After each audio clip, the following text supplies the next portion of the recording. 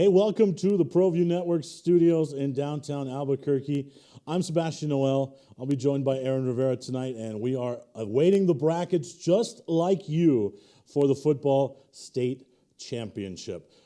And I know there's some teams watching at home that are kind of on edge right now because they don't know if they're going to be playing next week or if their season's over.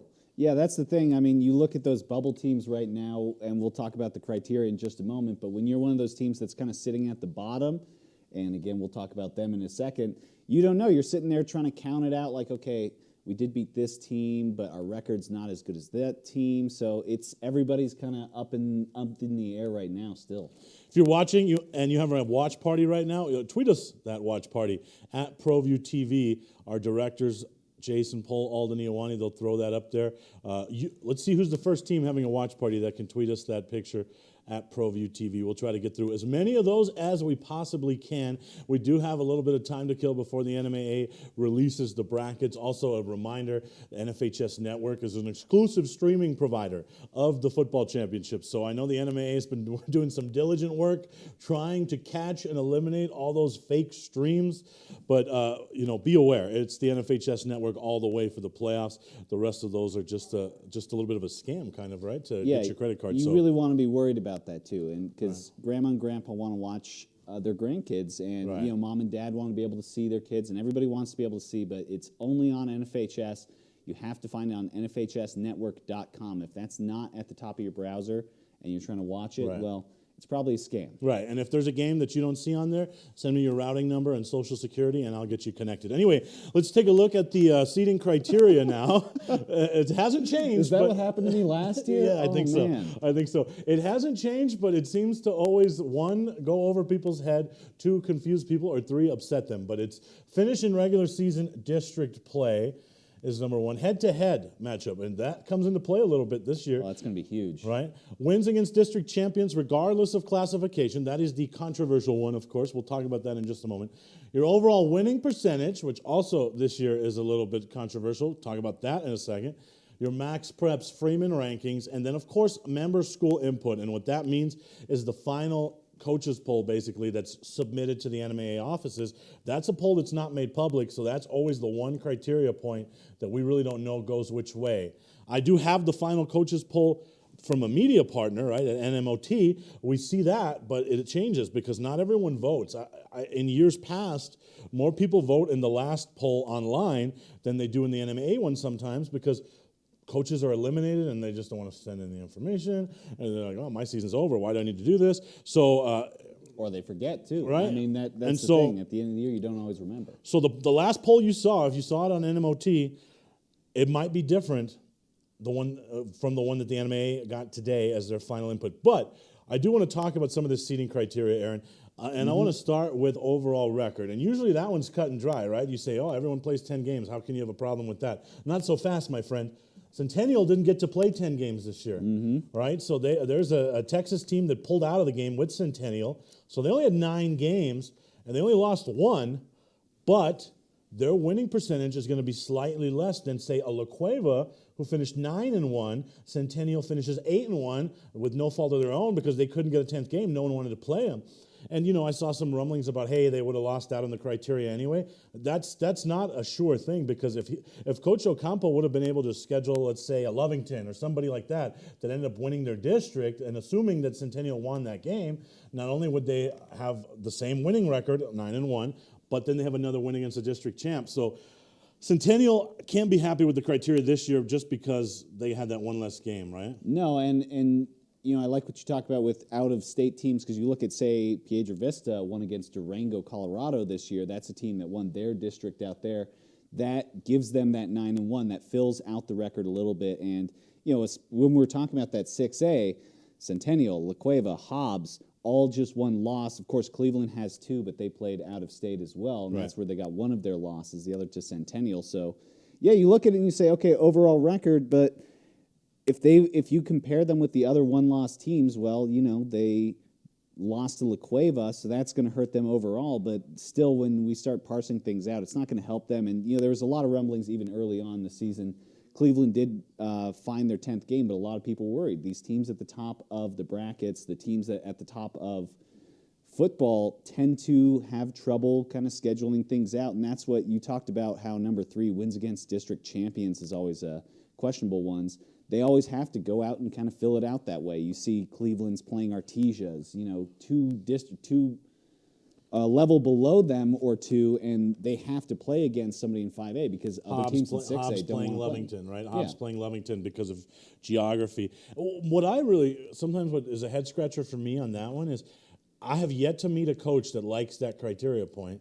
And then I think to myself, well, how did it pass? Because, at the end of the day, this is ratified by the member schools, right? Yeah. So it's not like they all voted against this, right? This got approved as the criteria. So, we can argue about that till the cows come home, but it is what it is. But I thought the overall record one was interesting this year just because Centennial couldn't find that 10th game. Another example of wins against district champs, Cleveland has a game against a team that is in a 3-way tie for first, right, in Texas. Well, their season's not over. So by the time their season ends, that could not be a first-place team, right? Now, that's not going to affect things this year, but I'm just throwing it out there as a quirk, right? So there's definitely some quirks. But, the beautiful thing about this seeding criteria, other than the fact that we don't see the final poll, is it's pretty simple to figure out, right? Coaches, fans, parents, players, they can't get upset like, hey, the NMA did this, or they did this, or they left us out, or they want this team to host, or that. It doesn't work that way. It's very clear. 6 criteria points. You pick 2 teams. You put them head to head. How do they go in that criteria, right?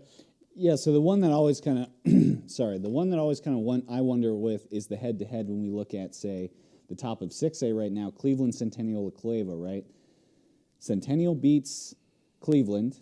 Cleveland beats La Cueva beats Centennial. You look at that head to head. Obviously, we work our way down, but in those kind of big tie situations, you kind of sit there and think, okay, well, you really have to start figuring out who scored this much points against this team, who scored this much against that team, and of course that number 3. And my thoughts on that number 3 when you're asking how did it pass, and the only way that I can imagine that schools want this wins against district champions is just for those schools that are so far out geographically that they're a 2A school, but they're mostly playing against A and 3A teams because all the other 2A schools are so far away from them that it's just tough to fill out your schedule. You only have 10 games, and you don't want to be traveling all the way across the state every single time that you're playing, whether it's football, basketball, or whatever sport it is. So that's the only way I can really imagine that district foes above and below your class, plus when every year who's not arguing that, oh, the 5A team could beat the 6A team, right? We always hear that this team from 4A could beat 5A,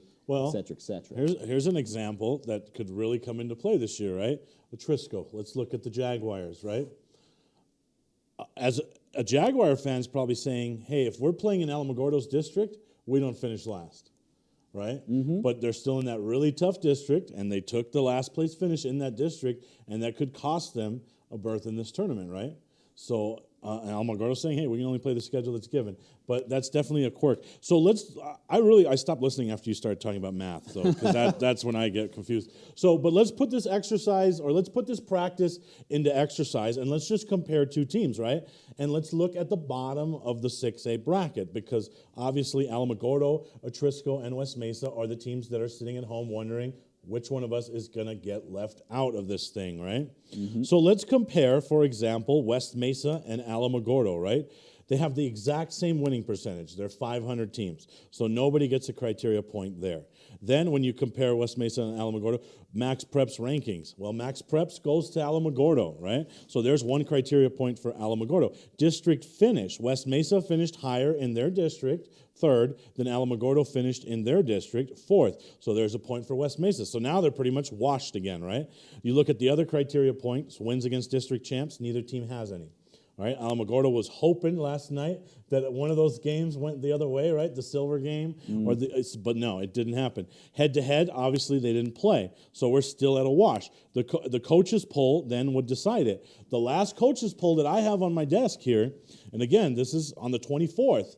It had West Mesa as number 11, and it had Alamogordo as 12th or 14th. So that means West Mesa, by the coaches poll, assuming that stays the same, would get in ahead of Alamogordo. Yeah, and I don't think that would fly very well down south. I don't think they'd be very happy to see it. And even though, you tend to see this teams like, and you mentioned Trisco Heritage too. Can they squeak their way in whenever we do see these Metro teams get their way in? West Mesa, Trisco Heritage, who play these, brutal schedules, and the question is, should they get in? Should they not get in? Whether or not they're better than Alamogordo, we don't really know. But as you say, the coaches poll at this point, we're all the way down to it. Otherwise, what are we going to do? Flip a coin, right? To just decide. And we could do that same exercise now when we compare Alamogordo to Trisco, right? Winning percentage is exactly the same. The max preps ranking would go to Alamogordo, so there's a point for Alamogordo. The district finish would go to Alamogordo, again, because Alamogordo finished 4th in their district and Trisco finished 5th in theirs. That's where the rub comes in, where Trisco fans are just mad because they're in a much, much tougher district, right?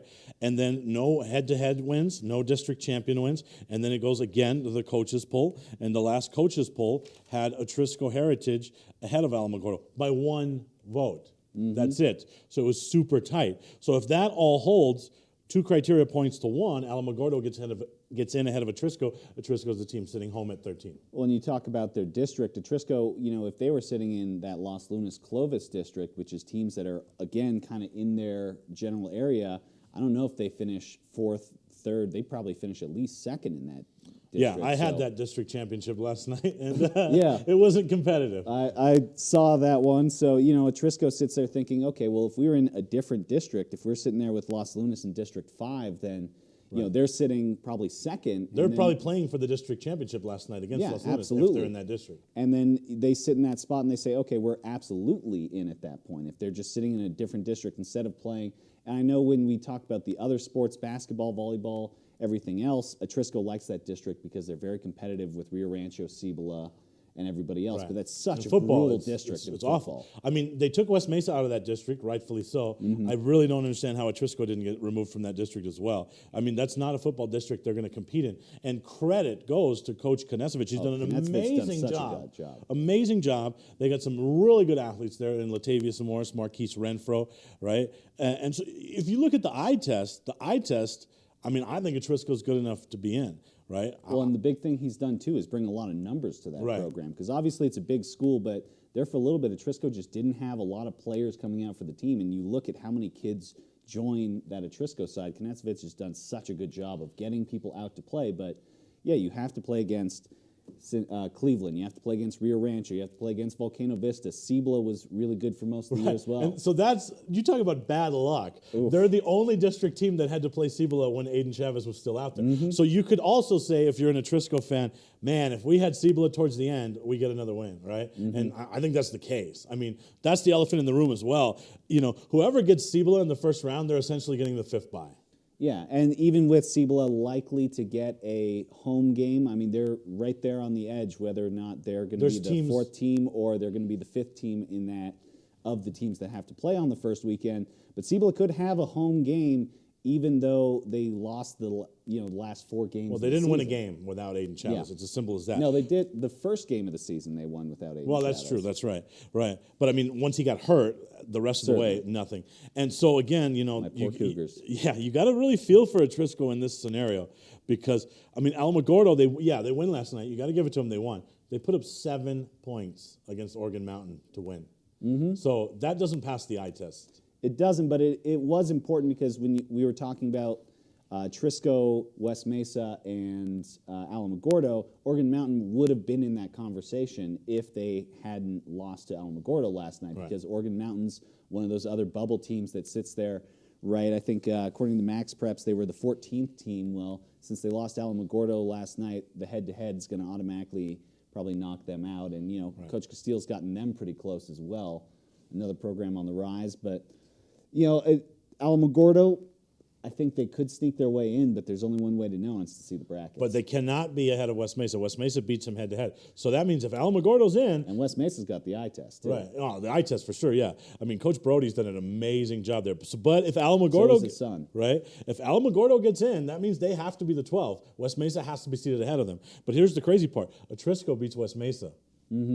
On the criteria. So if you compare those 2 teams, West Mesa against Trisco has a better max preps. West Mesa has a better district finish.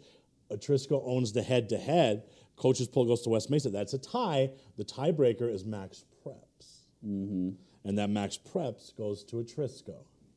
So it's a three-way tie. So we're going to have to wait with everyone at home. Oh I think gosh. if I was I'm on pins and needles. if I was predicting, I would say West Mesa's in for sure.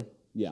And I think West Mesa, Alamogordo will get in. Earlier in the day, I thought it would be the two Albuquerque schools. I looked through it again. I think it's going to be West Mesa and Alamogordo, but we're not sure. Hey, we're going to take our first break. Do want to talk some more West Mesa football after the break, and then we'll get into some other teams as well as we eagerly await the brackets. Send us your watch parties at ProView TV on Twitter. We'll be right back. Dream style roofing tops them all. When your roof's worn out and needs to be replaced, we're gonna do it right, put a smile on your face. There at home, things are looking up when you get your roof done by someone you can trust. Dream Style, a company name that's been around forever. No one does it better. You need a new roof, you know who to call. Dream Style Roofing tops them all. Well, I'm going to the frontier, walk up to the cashier, order up a root beer and a number one. Cover it with green stuff, one scoop is not enough. Find a booth is real tough, back by the Duke. Meet my family, meet my friends in the quirkiest restaurant I have ever been. All of Albuquerque's favorite spot, it's the Frontier Restaurant.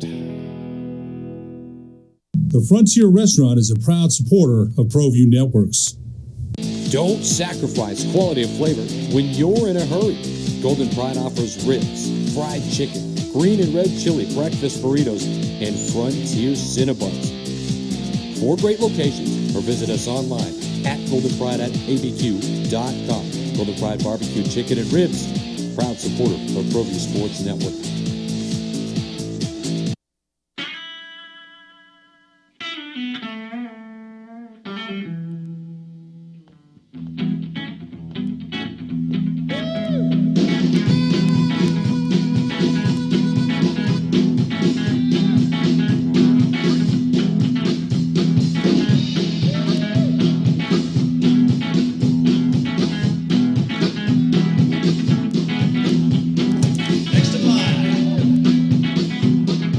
Rudy's is a proud supporter of ProView Networks. These are more than just the sounds of a safe place to go after school. These are the sounds of interest being ignited and of mentors making an impact. At Boys and Girls Clubs, we don't do just one thing. We do whatever it takes to meet the needs of every kid who comes through those doors. Because whatever it takes is what it takes to build great futures. Great futures start here. For your business or your home, Valley Fence stands alone. We're number 1 in New Mexico for a reason. It's the best fence you can own. Proudly serving New Mexico for over 50 years. At Valley Fence, the difference is clear. No fence too big, too small, or difficult. We handle them all at Valley Fence Company.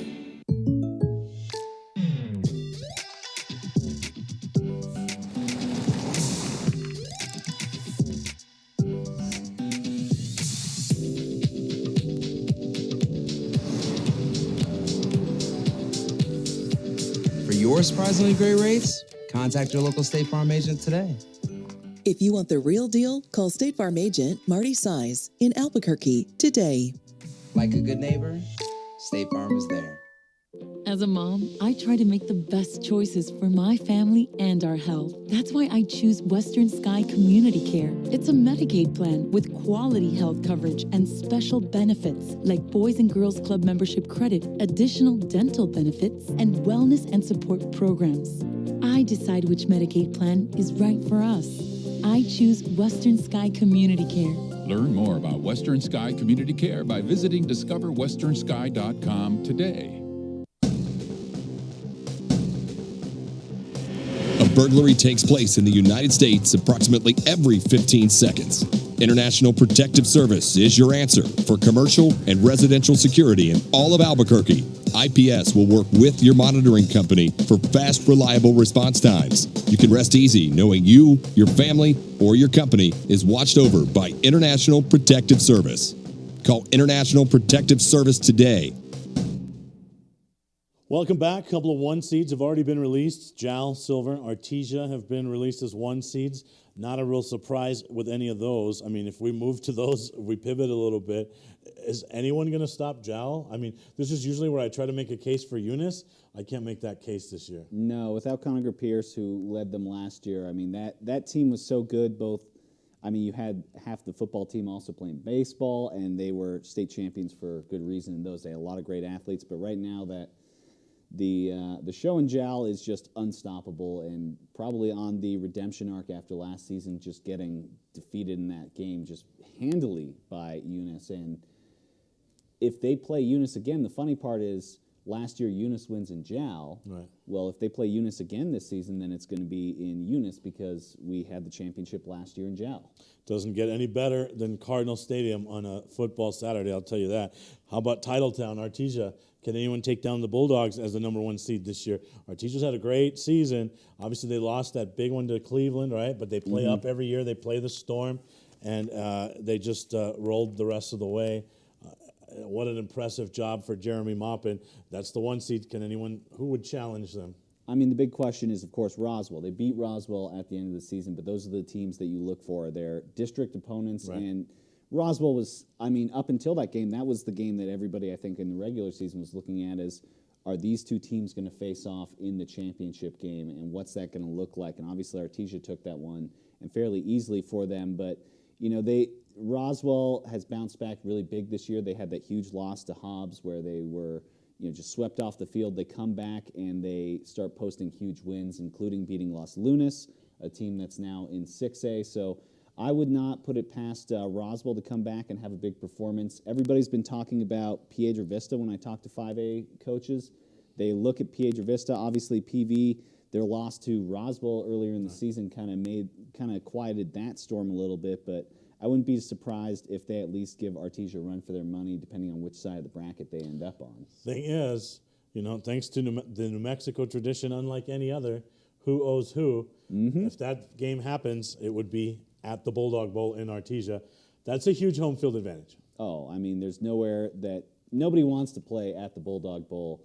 I mean, it's super loud. I think everybody that I've ever talked to about going there, it's got its own kind of feel to it. It's kind of like when you walk into one of those big stadiums in college, right? When you're going to Clemson, you're going to Alabama, you go to Ohio State. There's just so many fans. They pack the place down.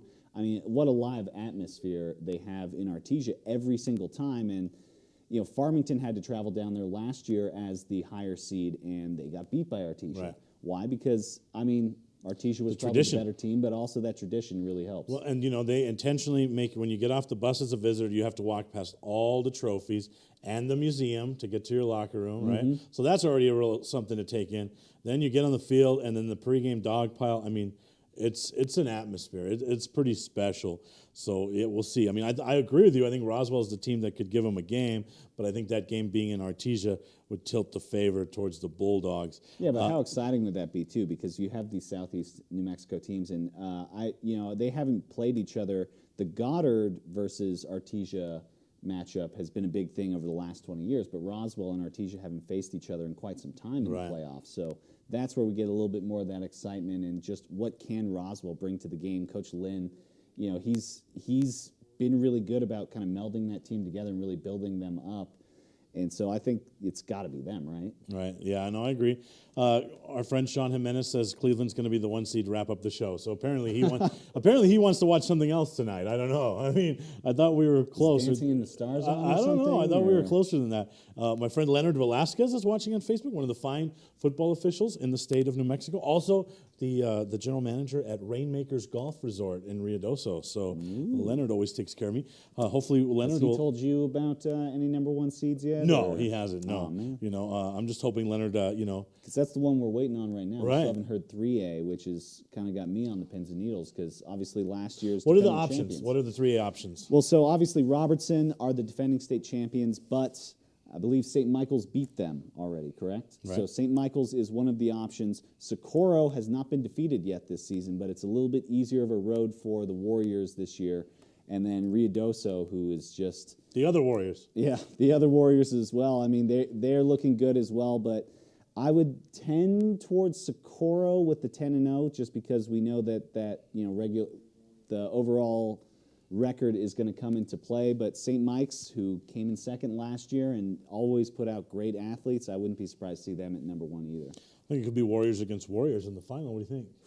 That'd be fun. Right. Always fun. I mean, anytime you see Warriors, you see Hawks with like Volcano and Centennial or something along those lines. But you watch, I mean, you look at 3A, Socorro, Ruidoso, St. Mike's, Robertson, and then you wonder, well, why is there a 3A? Right? Because there is going to be quite a few teams in that bracket that are 500 and that I don't think you can make a case for, right? Like, no. That's one thing I will say. I would love to see less classifications. I know we're kind of going on a tangent here. Sure. But, like I think a 2A, 3A combined would make for an amazing tournament, right? So you get your JAL, your Santa Rosa, your Texaco, and even Eunice. Those teams can compete with a Ruidoso, a Robertson, a St. Michael's, right? I just think there would be a lot more parity because there's not. You start looking at some of these brackets that we'll get here, and I mean, even in 6A though, in 6A you can get 50% of the bracket could be 500. Mm-hmm. Well, and there is some precedent for that, right? Because once they combined or at least reduced by one class in basketball, I think that the tournament's been better. But as somebody whose job it is to cover those games, more games is always better for me because right. I know you love those. I like to cover the games, I know even if it's single A. Send me to JAL. I don't care. I know you love those first round blowouts, right? So, I saw two today. 17-0 over 2 games today in soccer. So, but even if you stay in football and you look at 8-man that has already started, so you look at the smaller classifications.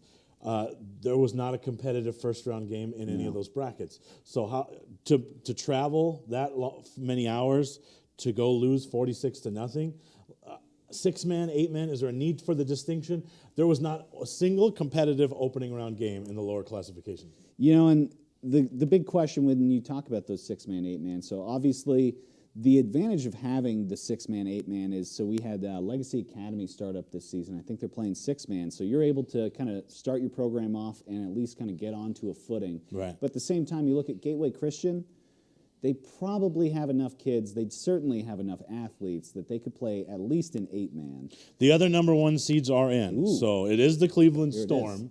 No surprise there. I think if you work out the criteria points, Cleveland, Coach Garza, amazing job there, taking over for Heath Ridenauer. Obviously, that 800 winning percentage, because they did play a very tough schedule. They had one more loss in La Cueva and Centennial. Their MAPS Preps ranking was number 1. Their district finish was obviously one. When you're district champs in the toughest district, that says something. Your head-to-head, of course, or wins against district champs, they beat La Cueva and they beat Artesia, and then they have the head-to-head over La Cueva, and they are number 1 in the coaches' poll. So no surprise. Congratulations to the Cleveland Storm. The other number 1 seed, it is the Warriors. Ruidoso or St. Mike's? Socorro. Oh, sorry, Socorro. It's the Socorro Warriors. Socorro so 10-0 Warriors. So the 1 seeds are all filled out. So it's JAL at 10-0, Socorro at 10-0, Silver at 9-1, Artesia at 8-2, and then the Cleveland Storm are the 1 seed. And sorry to the Horsemen. That's right. So not a lot of surprises there, I don't think. Not a ton. Yeah, and like we said, 10-0, you don't expect the team to not get the first seed by coming in undefeated unless they just did not play anybody else in the classification for Socorro. So good on them. But, with Cleveland, they're probably happier than anybody that Roswell lost that game to Artesia, because if Roswell wins that game, wins the district, Cleveland loses that wins against district opponents. Right. That could have happened to La Cueva, though, as well. If somehow Clovis went in there and stole that game against Las Lunas. Now, I don't think, with their 2 best players on suspension, Nora and Cash Roberts, I don't think that wasn't a fair fight. I mean, it played out on the statewide TV game of the week, and it was pretty bad. With those 2 guys in there, if they somehow pull that upset, then that erases a district champ win from La Cueva's slate, right? So the Bears were big Las Lunas fans that night.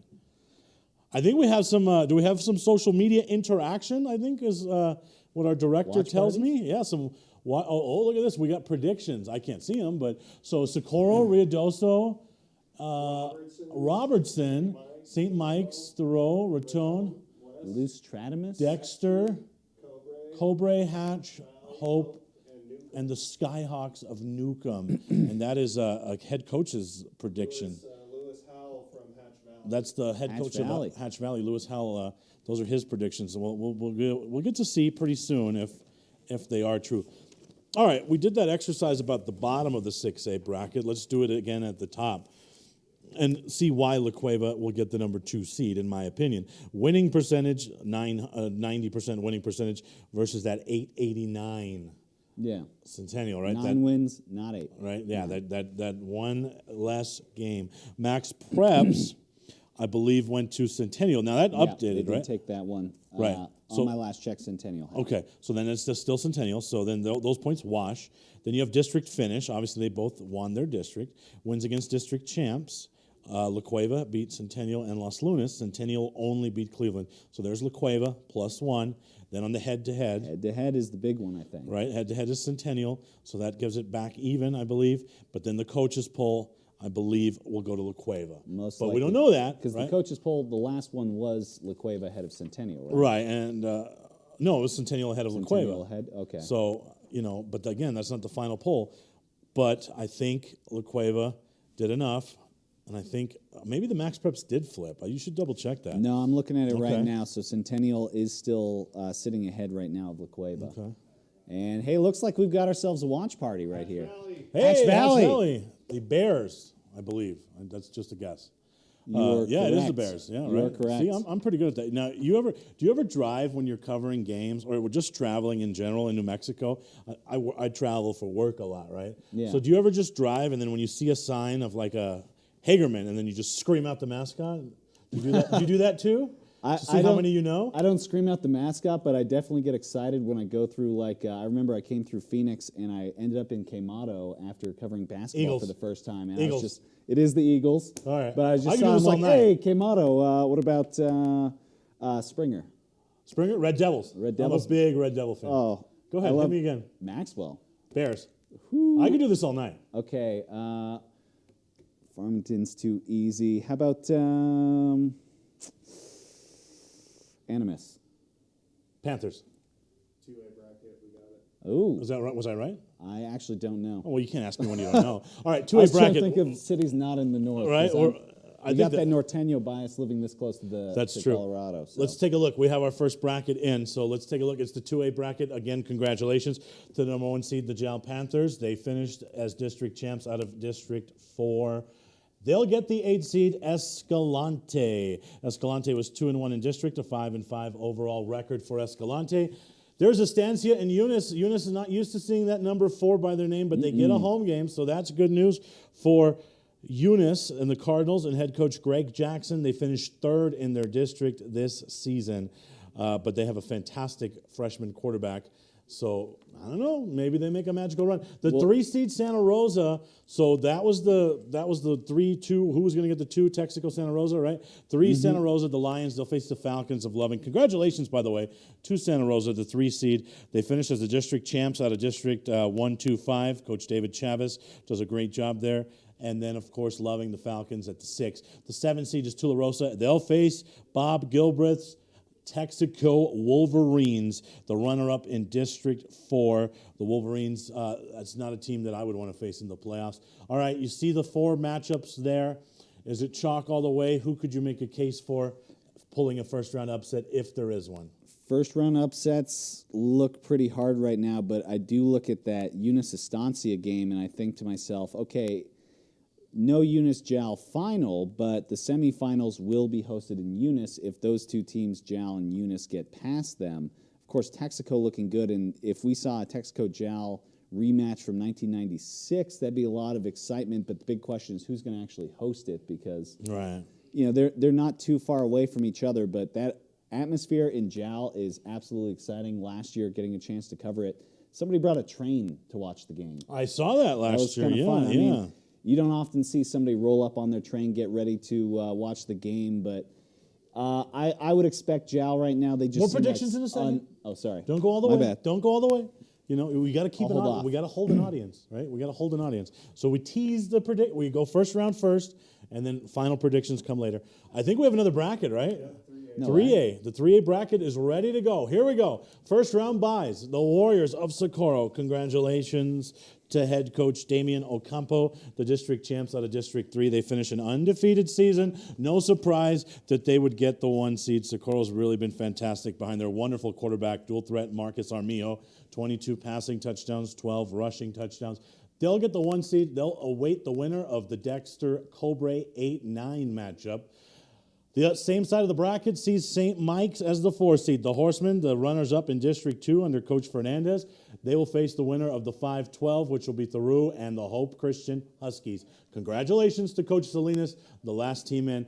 Hope lost a lot this year, and for them to still make the tournament, a pretty impressive job that Coach Salinas has done. If we turn our attention to the bottom of the bracket, the other Warriors, Ruidoso, the number 2 seed, the district champs out of District 4 under head coach Keith Johnson. They finished the season at 9-1. There they are at the bottom of the bracket with the 2 seed. They have their fantastic running back who's rushed for 19 touchdowns. Amazing season for him. They will wait on the winner of the Dons of West Las Vegas and the Skyhawks of Newcomb. Skyhawks, the district champs out of District 1 under head coach Jeremy Wooten. They ran the table in district, an 8-2 record. Strength of schedule, not great. That's why they're all the way down at a 10. They get the Dons at 7. That's an interesting matchup. The Dons finished 4th in District 2 under Coach Gonzalez. Just 1 district win. And really, if you look at West Las Vegas's resume, that you can't really find a quality win on that resume. Still a good football team, obviously, and I think they're going to give Newcomb all they can handle. But this is not a year that West Las Vegas has been as dominant in the last couple of years.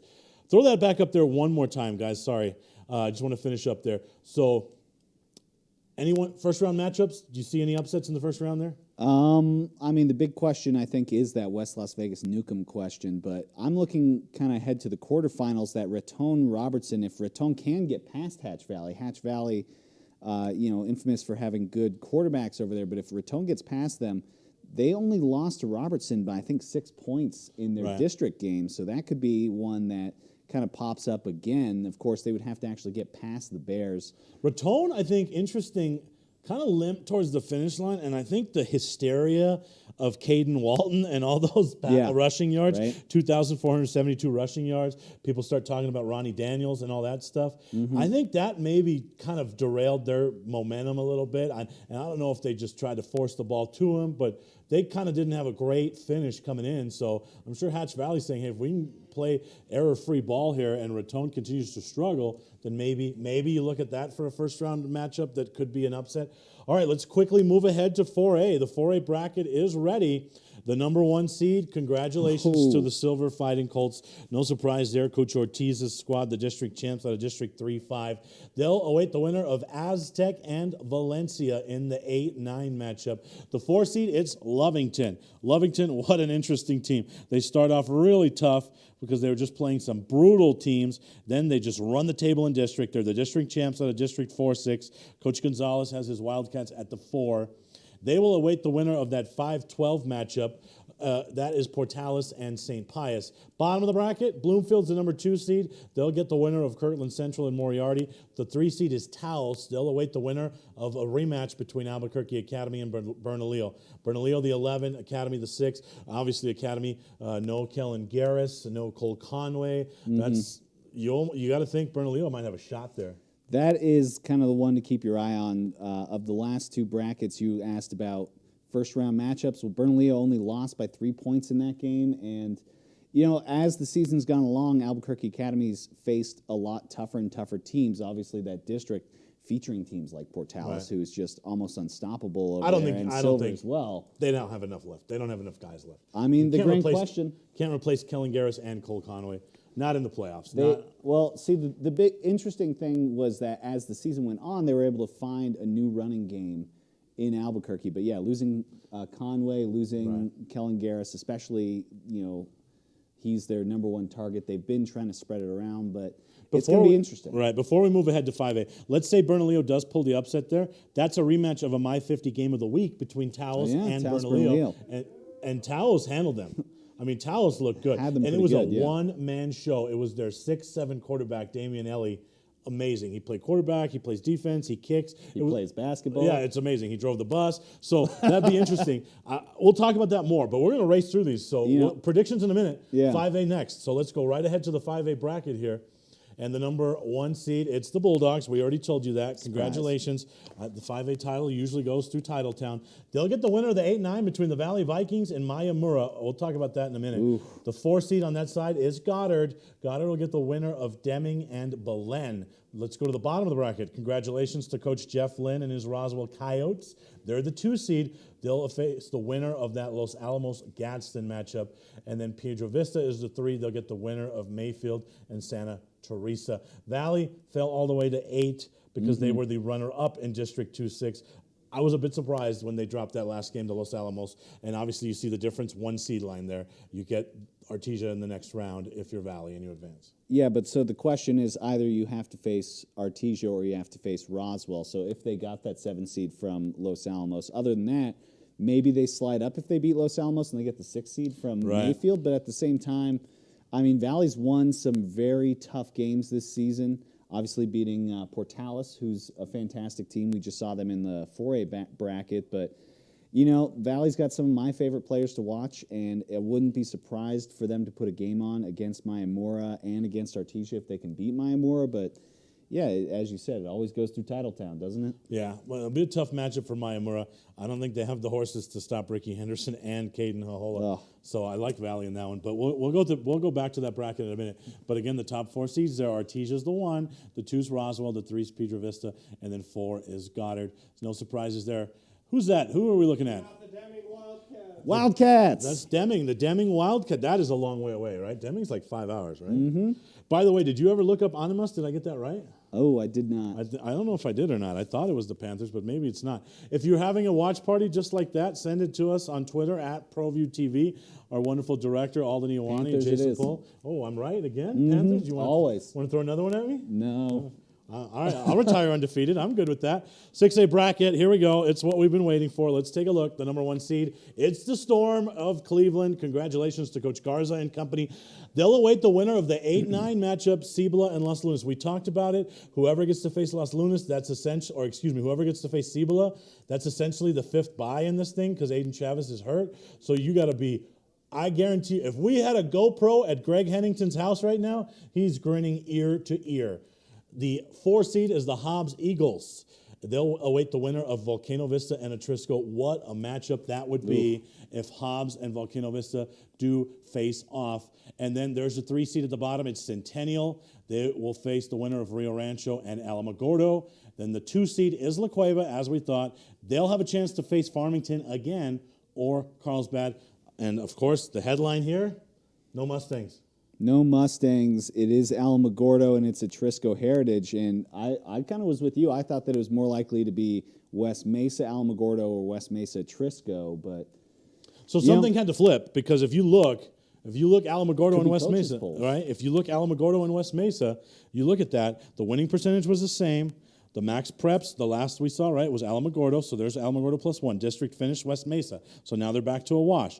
No wins against district champs, no head-to-head. The coaches poll was West Mesa. So that should have been West Mesa. So that means the coaches poll actually, had to flip. so West Mesa now, if I'm looking at this right, are below both Atrisco and Alamogordo on max preps. That's the only thing I can really think of. I think the coaches poll flipped because it's got to have been. Because if the coaches poll would have stayed with West Mesa, they would have had that head-to-head against Alamogordo. If you just go by the eye test, it stinks, man. That's a playoff team. Well, Coach Brody's done a great job there. Just the eye test. I know what the criteria is. Yeah. And you can't argue with it, right? And we don't ever see the coaches poll, so you will never know. But if you go by just the eye test, that team shouldn't be sitting at home. No, and imagine how many points did they put on La Cueva in that one game? 62 points. 62 points, and to see them just sitting at home, it's unfortunate. But for Coach Brody, I'm sure that next season West Mesa is going to be on everybody's radar, right. And people are going to probably want to play against West Mesa because they know that a victory against them is going to help them into the bracket. So I think overall, even though West Mesa doesn't make this bracket, it is going to help them overall to have that great finish this season. And if you're West Mesa, we feel for them at the moment, right? Because, I mean, honestly, a team that scores 62 against La Cueva is sitting 62. at home, and a team that put up 7 points against Oregon Mountains in the tournament, right? That just doesn't pass the eye test for me. It stinks. But what I will say, though, is West Mesa, they had a head-to-head game against Etrisco. They lost it. They had a head-to-head game against Farmington that would have put them a slot higher in their district. They lost it. So they had 2 huge games that would have sealed a playoff berth for them. They lost both of those games. But if you just go by the eye test, that's not a team that I think should be sitting at home. But, it is what it is. The criteria is what it is. Is what it is, right? A would lot of people don't love it. But I would love to see that coaches poll, the final result of that coaches poll, because I think that's what had to flip there in favor of Alamogordo. Well, we're going to take a time out here. More watch party pictures if you have them. You can tweet them at us at ProView TV. When we get back, we'll make some predictions and hopefully show some more watch parties. We'll be right back. Dream style roofing tops them all. When your roof's worn out and needs to be replaced, we're gonna do it right. Put a smile on your face. There at home, things are looking up when you get your roof done by someone you can trust. Dream Style, a company name that's been around forever. No one does it better. You need a new roof, you know who to call. Dream Style Roofing tops them all. Well, I'm going to the frontier, walking to the cashier, order up a root beer and a number 1. Cover it with green stuff, 1 scoop is not enough. Find a booth is real tough, back by the Duke. Meet my family, meet my friends in the quirkiest restaurant I have ever been.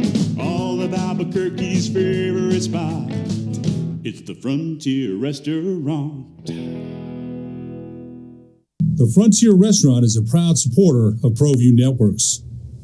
Don't sacrifice quality of flavor when you're in a hurry. Golden Pride offers ribs, fried chicken, green and red chili breakfast burritos, and Frontier Cinnabons. 4 great locations, or visit us online at goldenpride@abq.com. Golden Pride Barbecue Chicken and Ribs, proud supporter of ProView Sports Network.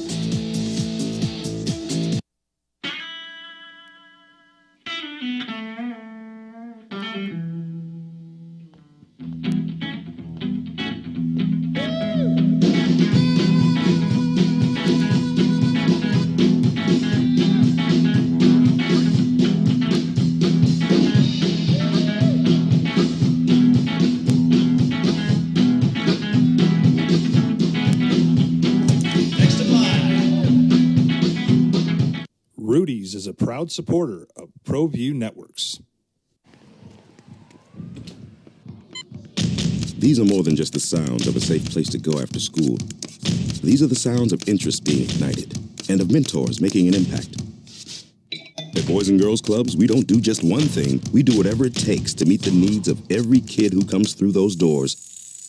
Because whatever it takes is what it takes to build great futures.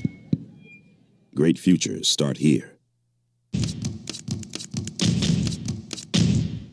For your business or your home, Valley Fence stands alone. We're number 1 in New Mexico for a reason. It's the best fence you can own. Proudly serving New Mexico for over 50 years. At Valley Fence, the difference is clear. No fence too big, too small, or difficult. We handle them all at Valley Fence Company.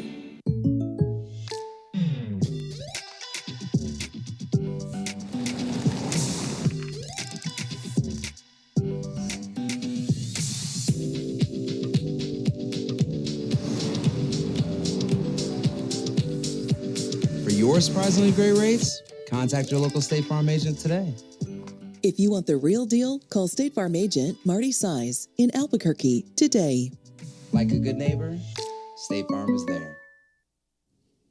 There's a watch party there. That's the West Las Vegas Dons, right?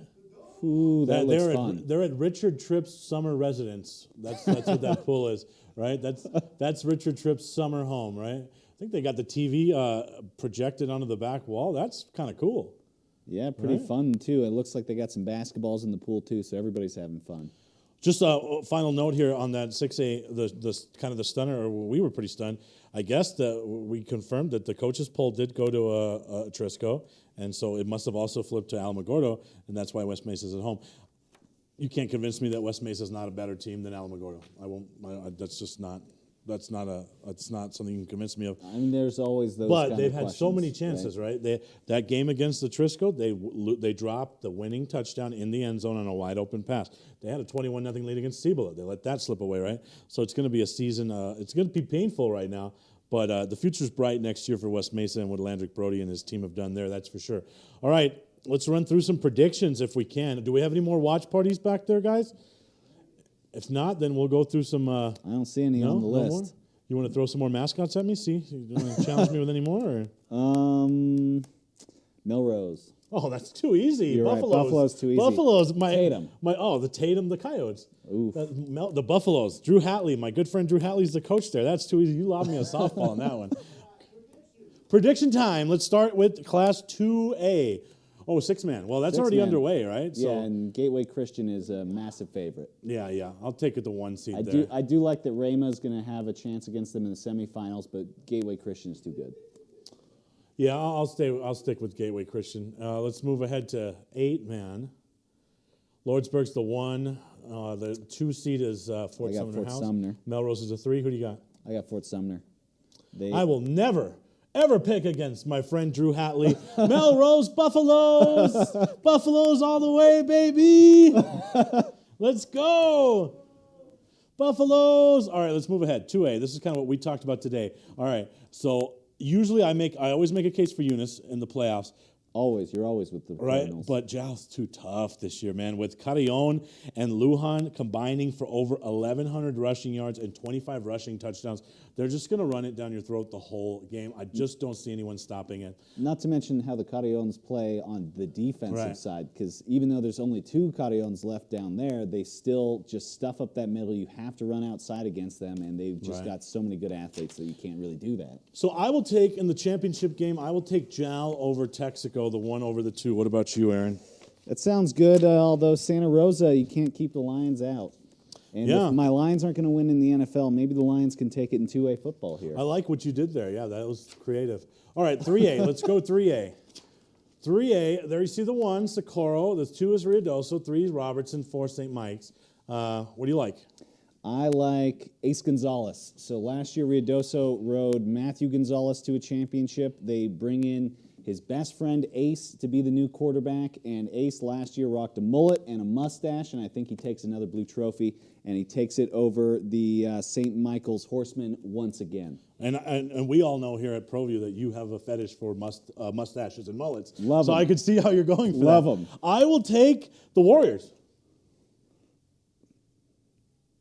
You're going to ask me which ones, right? Well, I was waiting for you. Well, I'm going to go Ruidoso Warriors. Warriors? So I can, Why not? Yeah, so I can drive to Ruidoso, celebrate with my friend Leonard Velasquez over a round of golf at Rainmakers Golf Club. Might as well. We'll take Ruidoso all the way. All right, let's go, 4A? 4A would be next? All right, 4A is a little more tricky, I think. Ooh, yeah. Silver is the 1, Bloomfield 2. I really like Taos. I like Lovington. All right, I'll let you go first. Well, I think Academy actually gets past Taos and Bernalillo. I think that Martinez helps them run there, but Bloomfield's pass rush and the relentlessness of their offense definitely takes Bloomfield to the championship, and I think Bloomfield takes it, whether it's Lovington or Silver. I mean... No, you have to pick one. I'm thinking Silver because the Colts just seem undefeatable this year, but I think Bloomfield, the way that... I mean, when I've watched them this year, Bloomfield... They're happy to just keep throwing the ball, keep going with the same option over and over until they get a touchdown. Right. So. And we saw Bloomfield beat Academy on the My 50 game of the week. Plus, they had St. Pius earlier in the year, and they just tore him to shreds. Well, everyone tore St. Pius to shreds this year. Hey, they did make the playoffs, though. Congrats to Pius. I'm going to take Lovington coming out of the top, and I'm going to take Taos coming out of the bottom. And I'm going to say it's a redemption story for Coach Art Abreu, and I'm going to take the Tigers over Lovington in a tight championship game. Would that one be in Lovington or in Taos? I couldn't tell you. I mean, well, I'm trying to book my tickets right now for the flight. So right. Taos, that would be pretty cold, probably. Yeah. November, that late November day. All right, let's move ahead to 5A. This one's a little tougher. I mean, Can you make a case for someone taking down the Dogs, or is the road to 31 sealed? I mean, I think we've talked about already the only people I think can beat them are the number 2 seed. Roswell obviously has Piedra Vista. Whether Mayfield or Santa Teresa get out of there, Piedra Vista is going to advance, get beaten by Roswell. I mean, the Rockets, I haven't seen whether they have to play at the Wool Bowl or at the Bulldog Bowl for the semis. I'll tell you because I texted my good friend Jeremy Maupin earlier today. So if Goddard and PV would host if they made it against Artesia, but if it's Roswell and Artesia, then Artesia hosts. What about Goddard I don't know. for the semis? But either way, for that one, it's probably going to be Artesia Roswell, and I mean, I don't think we could get a better game for the championship. Another matchup between those two because they're the obvious favorites in 5A. Who's going to win? Who's going to win the game? I'm going to go with Coach Lynn. I think Roswell's got it. I think Roswell can bring it back home. Well, I think that could happen. Definitely could happen. But I travel through Artesia a lot, and those fans get pretty crazy sometimes when you pick against them. And this year, since it is an Artesia home game, can't do it. I can't do it. And I love Roswell. I think Coach Lynn does such a great job. He always has such a playoff-style team, right, where they can run, they play defense, they're tough. If that game was in Roswell at the Wool Bowl, I think I would go on that ledge with you. Yeah. But I just can't. Not at the Bulldog Bowl. Take Artesia. Yeah, I mean, that O-line for Roswell, the D-line as well, just so big and strong for them. But it's going to, I mean, either way, I think we're going to be treated to something really fun in 5A. All right, 6A, let's go through this one with a little bit more time. We do have 3 minutes, so we'll go through a couple of games that we think might happen. But the 6A bracket there, Cibola, Los Lunas. I like Los Lunas there. So, all right, so we got Cleveland. Well, before the season, I was talking to some Cibola players when they didn't know that Aiden Chavez was coming back. I asked who's going to be the quarterback. It's a man named Dan, which I think is a great story to win that first round if he can get past Los Lunas. And as a fellow Cougar, I could never pick against Cibola. That's ridiculous. All right, 5-12 Volcano Vista. Obviously, the Volcano heavy favorite. Elliot Pasquet-Bell, Nate Wallen. They just won 50-0. Yeah, T-Sizzle, the receivers out there, they're fantastic. Sets up a great 4-5. All right, if it is Volcano and Hobbs, who do you like in that one, though? Hobbs, I don't think has done anything to not look like a top team that could be pushing in. And obviously, it's unfortunate for them that they're going to have to play Cleveland to get their way into the championship. But I got Hobbs every day. All right. So then you have your semis. You have Cleveland against Hobbs, and you have La Cueva and Centennial. Is that what you got? Yeah. So, all right, who comes out of those semis? Yeah. I think La Cueva. They beat Centennial the first time. Can they do it a second time? Right. I think yes. Listen, La Cueva and Cleveland is the game we all thought we would have at the beginning of the season. Nothing has changed. So Cleveland, La Cueva, and the championship, who do you like? I like Cleveland, of course. Do you? How do you pick against Wysong? Right. I mean, the Storm is getting better, right? But there's nothing more dangerous than a wounded bear or an angry bear, right? And the Bears lost already to Cleveland, right? So wait, Sebastian, so we're talking about this, the La Cueva game versus the Cleveland game. I think there's only one team to pick, Aaron. Who is I it? think it's pretty obvious here.